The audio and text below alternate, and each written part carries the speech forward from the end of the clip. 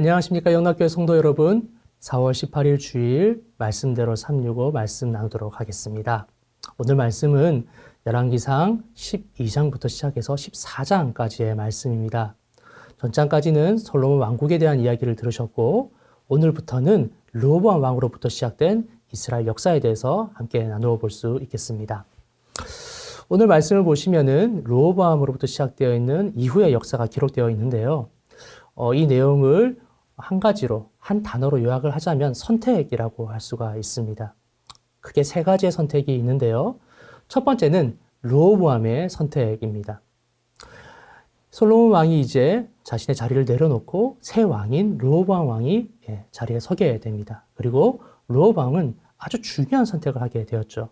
어떤 선택입니까? 바로 이 나라 이스라엘을 어떻게 다스리느냐라는 중요한 선택이었죠. 이때 르호보암 왕은 두 그룹의 자문을 구하게 됩니다. 먼저는 솔로몬 왕과 함께 하였던 나이가 많은 신하들에게 자문을 구하였고요. 그리고 자신과 함께 공부하였던, 같이 일하였던 신하들, 이 두 그룹의 자문을 구하게 됩니다. 안타깝게도 르호보암은 여기서 잘못된 선택을 하게 되죠. 어떤 선택입니까? 자신과 함께 하였던 신하들과 그 뜻을 따르게 된 것입니다. 이들에게 더 무거운 노역을 맡겨서 이 나라를 더욱더 부강하게 하십시오라는 잘못된 선택을 함으로 인해서 이 나라 이스라엘은 남유다 그리고 북이스라엘로 나누어지게 됩니다. 두 번째는 여로보암 왕의 선택입니다. 방금 말씀드렸듯이 나라는 남유다와 북이스라엘로 나누어지게 됩니다. 남유다는 르호보암 왕이 다스리게 되고요. 북이스라엘은 여로보암이라는 왕이 다스리게 됩니다. 그런데 이 북이스라엘에 있던 여로보암 왕이 잘못된 선택을 하게 되죠. 어떠한 문제냐 하면 이제 북이스라엘로 나누어진 이 나라가 계속해서 살아가게 될 텐데 아시다시피 이스라엘 백성들에게 있어서는 하나님께 제사 드리는 것이 굉장히 중요한 의무였습니다. 특별히 절기 가운데 하나님께 나아가야 되는데 어떻습니까 여러분? 제사를 드리려면 어디로 가야 되죠? 바로 그렇습니다. 예루살렘으로 가야 되죠. 그런데 예루살렘은 남유다에 있었던 것입니다. 북이스라엘에 있던 백성들이 남유다로 이동을 하게 되는 것이죠. 이에 여로보암 왕은 걱정이 됩니다. 아니, 나의 백성들이 남유다로 가서 혹시나 이제 남유다의 백성으로 다 넘어가는 것을 아니까 두려워하게 되는 것이죠. 이에 북이스라엘의 왕인 여로보암 왕은 각각 자신이 원하는 자리에 제단을 쌓고 그리고 새로운 제사장, 하나님께서 선택하지 않았던 레위 제사장이 아닌 다른 제사장을 세우게 됩니다. 이로 인해서 하나님께 큰 죄를 범하게 되는 것이죠. 이것이 바로 여로보암 왕의 잘못된 선택입니다.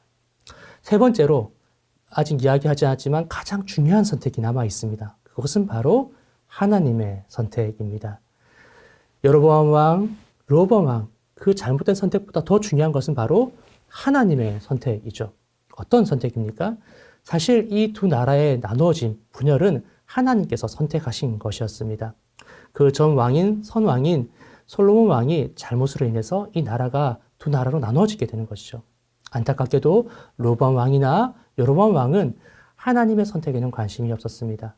르호보암 왕은 자신의 왕국을 다시금 차지하고 싶어서 전쟁을 일으키고요. 여로보암 왕도 방금 말씀드렸듯이 잘못된 선택으로 말미암아 하나님과 등지게 됩니다. 하나님께서 원하시지 않는 방향으로 가게 된 것이죠. 사랑하는 영락교회 성도 여러분, 하나님께서 선택하신 이 분열, 하나님께서 선택하신 이 나눔을 해결하려면 어떻게 해야 할까요? 가장 중요한 것은 하나님께서 선택하셨으니 하나님께서 그 해답을 알고 계시지 않겠습니까? 우리 사랑하는 성도님들, 삶을 살아가실 때 우리의 모든 걸음은 하나님의 선택으로부터 시작됩니다. 우리가 모든 어려움이 있을 때 해결할 방법 또한 하나님께서 가지고 계신 것이죠.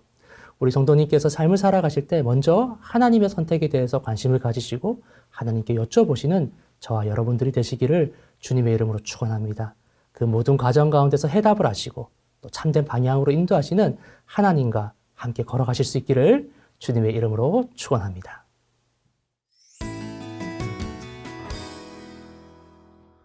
(4월 18일) 부하루 두 번째 주일이 되었습니다.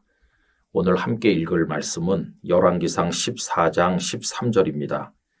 온 이스라엘이 그를 위하여 슬퍼하며 장사하려니와 여로보암에게 속한 자는 오직 이 아이만 묘실에 들어가리니 이는 여로보암의 집 가운데에서 그가 이스라엘의 하나님 여호와를 향하여 선한 뜻을 품었음이니라.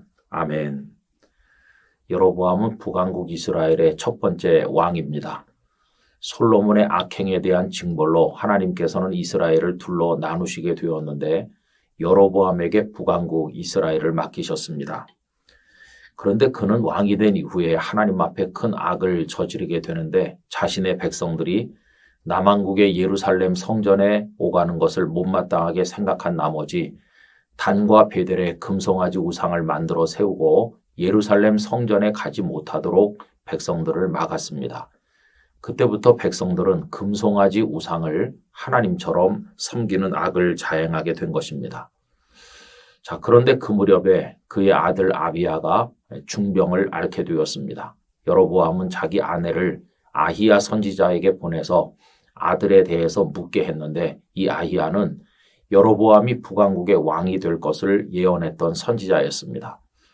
왕의 아내를 만난 아히야는 여로보암 가문을 향한 하나님의 무서운 진노를 예고하게 되었는데 오늘 읽은 말씀이 바로 그 아들에 관한 내용이 되겠습니다.